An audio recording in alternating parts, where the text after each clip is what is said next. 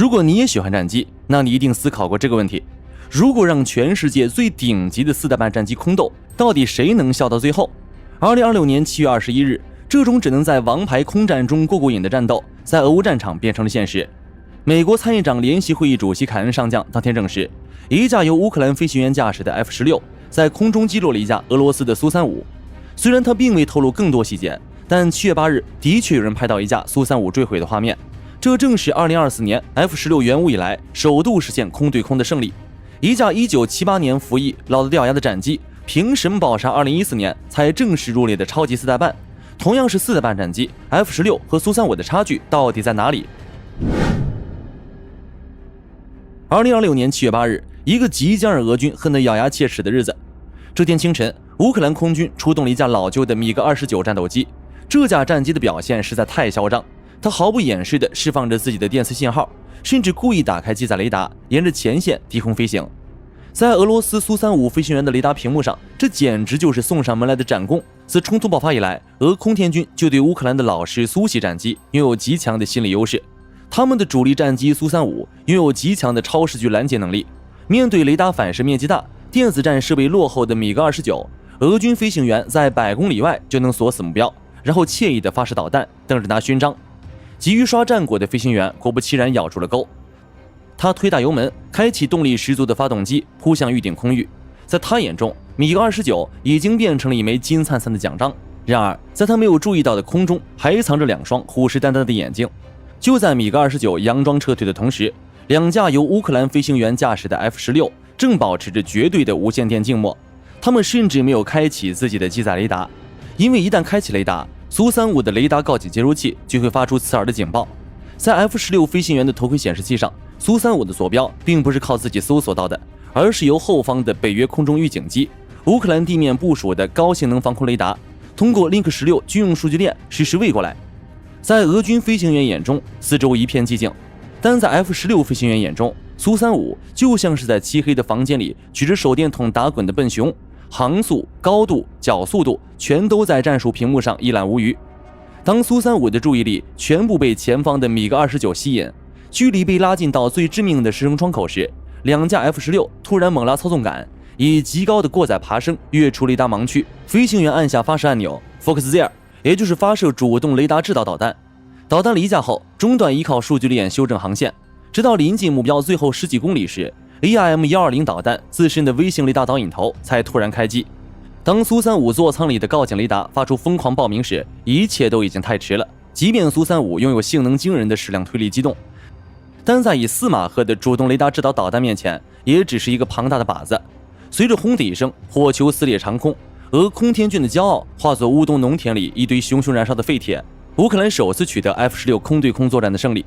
從1978服役至今，時隔48年 ，F-16已經見證了半個世紀的空戰風雲。他的這次勝利似乎又證實了那個真理：美軍科技領先世界幾十年，哪怕同是4代半戰機，1978年出廠的老家伙照樣能用精湛的戰術與機動性能吊打2014年出廠的小老弟。他身上到底有什麼秘密，能支撐他在21世紀的現代戰場繼續書寫自己的傳奇？F-16單引擎超音速多用途第4代戰鬥機，由通用動力公司設計研發，最初設計為晝間空中優勢戰鬥機，後一躍成為暢銷全球的全天候多用途戰鬥機。自1978年誕生以來，已生產超4600架，其中超2000架遠銷世界各地。在空軍官方文件中，它的名字叫戰隼，但在所有駕駛過它的飛行員嘴裡，它有一個更具攻擊性的綽號——毒蛇。因為它誕生的初衷就是為了成為一條空中毒蛇。在 F-16身上，美軍做了4個違背祖宗的決定。首先是放寬靜態穩定性，加上4餘度電傳飛控。傳統戰機講究平衡穩定，而 F-16的設計師故意把它設計成氣動不穩定。如果不加干預，這架飛機掉頭比誰都快。但空氣阻力是公平的，在掉頭瞬間，壓力突然暴增，飛行員承受的壓迫力相當於9個自己壓在自己身上。為了控制這個怪物， F-16採用了電傳飛行控制系統，飛行員給計算機發指令，計算機每秒微調舵面幾百次，使它成為了世界上第一款專為9G極限過載設計的戰鬥機。其次是無框氣泡座艙蓋，傳統的戰機座艙蓋有密密麻麻的金屬框架，極度擋視野， F-16採用了一整塊成型的氣泡座艙蓋，為飛行員提供了無死角的360度上帝視角。第三是30度傾斜座椅，為了應對高達9級的極限過載，防止飛行員在急轉彎時因為血液壓向下肢而黑視暈厥， F-16將飛行員座椅向後傾斜了30度，極大減緩了人體承受的過載壓力。第四是单發心臟帶來的澎湃動力。 F-16雖然只有一台發動機，但無論是普惠還是通用電氣的加力涡扇發動機，推力都大到誇張。在半油狀態下， F-16的推重比輕鬆突破 1.1， 能夠像火箭一樣垂直向天際爬升。更可怕的是它的升级潛力，從最早只裝了简易脉冲多普勒雷達的早期型號，到如今升级了 APG-83 有源相控阵雷達、模塊化任務計算机以及强悍電子戰吊艙的先进型號。烏克蘭接收的 F-16雖然外觀看起來是老機體，但在老外殼下，內部流淌着的早已是21世紀信息戰的致命毒液。以上黑科技與升級潛力，讓 F-16在20世紀幾乎沒有任何對手，是當之無愧的4代機之王。那麼與 F-16相比，俄羅斯猛吹的史上最強4代半戰機蘇35又到底輸在了哪裡？ F-16與蘇35的對決被視為烏克蘭與俄羅斯在空中的終極較量，但在我們軍事迷看來，更是4代機之王與史上最強4代半戰機的史詩之戰。就從結果來看，蘇35似乎配不上它的名頭。在俄羅斯空天軍的作戰序列裡，蘇35是除了量產困難的5代機蘇57之外，毫無爭議的俄軍空中戰力天花板。俄羅斯人甚至賦予它5代機殺手的頭衔。如果不看電子戰設備，單純論戰機的空氣動力學與機械工程，蘇35確實值得高看一眼。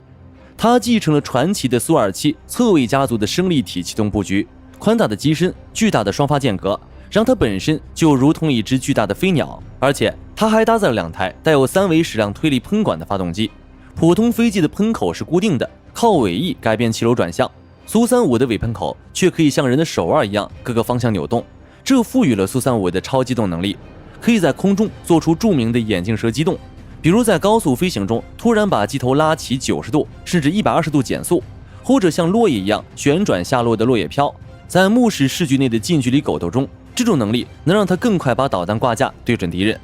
除了機動性，蘇35另一項讓俄軍驕傲的配置就是機頭安裝的那塊巨大雷達雪豹 E。 俄羅斯人在電子元器件微型化技術上相对滯後，但他們直接表示芯片不夠，功率來湊。雪豹 E 雷達的峰值發射功率達到了誇張的20千瓦。俄羅斯官方宣稱它能探索到400公里外的常規戰機目標。紙面上看，雪豹 E 堪稱無敵，但它有一個致命的硬傷。雪豹 E 並不是當今世界最主流的有源相控阵雷達，而是一種過渡性質的無源相控阵雷達。 PSA 就像是用一個巨大的超級大燈泡去照亮前方，然後通過千百個小鏡子去接收回波，而 AESA 則是把機頭裝滿了數千個獨立的微型激光電筒。這就導致雪豹 E 雖然功率極大，看得遠，但它的電磁信號特徵非常明顯。你還沒找到別人早就根據你的電磁輻射把你的方位和航速定位得一清二楚了。聊完了2架戰機的出身，我們再來看看為什麼看似各項指標都完勝的蘇35會在實戰中被 F-16暴打。首先是雷達反射面積與隱身性能。很多非軍事專業的愛好者往往只看雷達功率，卻忽略了空戰中最關鍵的變量雷達散射截面積，也就是 RCS。 在雷達的眼裡，飛機不是看實際物理體積，而是看它反射回來的電磁波有多少。蘇35作為重型雙發戰鬥機，直通式进气道讓發動機葉片直接暴露在外，加上龐大的機身，其雷達反射面積高達5到10平方米，在雷達屏幕上相當於一棟會飛的雙層小樓。反觀 F-16作為輕型單發戰鬥機，本身機身就小巧，加上腹部下置的 S 型进气道和锡箔涂層，其雷達反射面積僅為1到1.5平方米左右，在雷達眼裡相當於一只小鳥。蘇35的雷達截面積比 F-16大了整整5到10倍，這意味着在同等雷達探測能力下， F-16可以在遠得多的距離上發現蘇35，而蘇35必須飛得非常近，才能在雜波中分辨出 F-16的信號。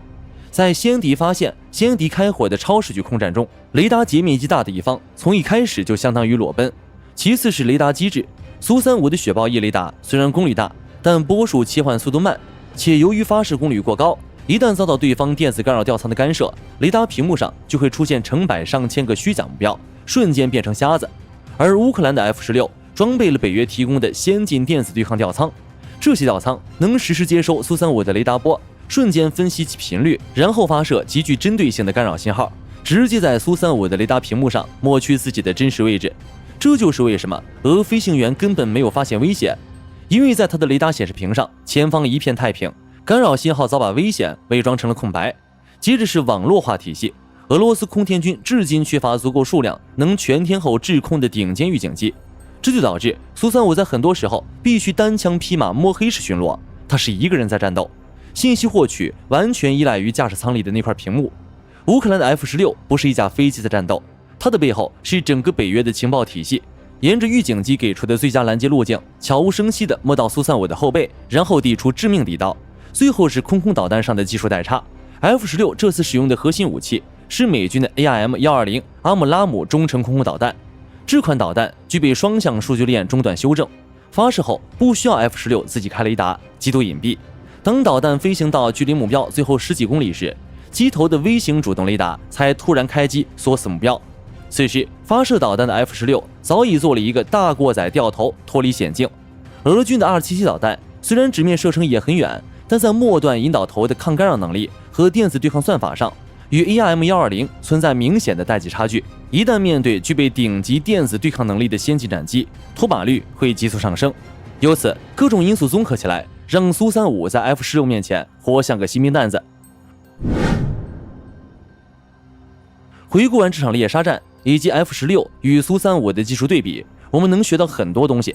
在老一輩人的觀念裡，空戰就是2架飛機在空中互相摇尾巴，比拼誰的機動性更強。但在今天，在主動雷達導引頭、超视距數據鏈和頂級電子戰面前，近距離狗鬥發生的概率已經無限趨近於0。